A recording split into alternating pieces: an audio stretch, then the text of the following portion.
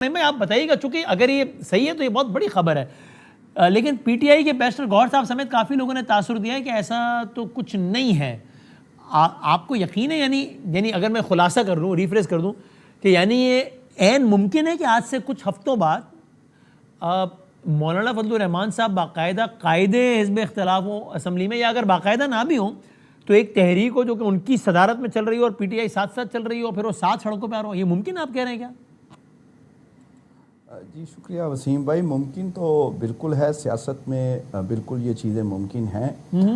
اس سے آپ اندازہ کریں کہ ایک وقت تھا کہ یہ ایک دوسرے کی شکل نہیں دیکھنا چاہتے تھے، لیکن ملاقاتوں کی حد تک اور کافی چیزوں میں اب تو 27ویں ترمیم میں بھی پہلی دفعہ دیکھا ہے کہ مولانا نے پی ٹی آئی کا، یعنی اکٹھے تھے اپوزیشن صاحب نے اس کا بائیکاٹ کیا اور اس کو ووٹ نہیں کیا، اگرچہ ایک جماعت نے مخالفت، بہرحال اس کو ووٹ نہیں کیا. پھر اس بیس پہ ایک کہہ لیں کہ ایک امید پیدا ہوئی تھی پی ٹی آئی میں، تو وہ پھر اس کو آگے بڑھایا گیا ہے. خان صاحب کی بھی خواہش یہ ماضی میں رہی ہے، آگے نہیں بڑھتی تھی کہ مولانا. جی آپ کنٹینیو کیجئے. جی آواز جی آ رہی ہے.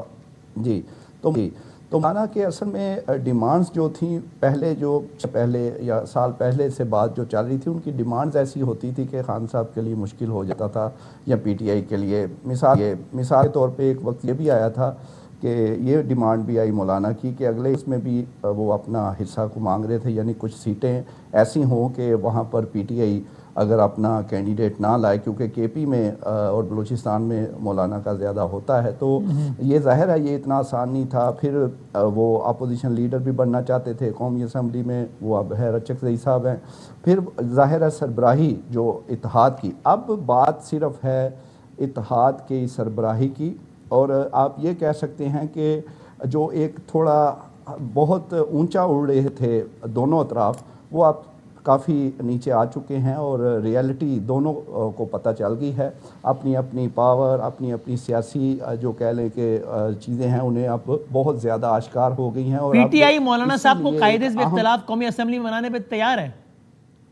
نہیں وہ نہیں. اچھا میں مدرسہ آپ کی طرف آ رہا ہوں، لیکن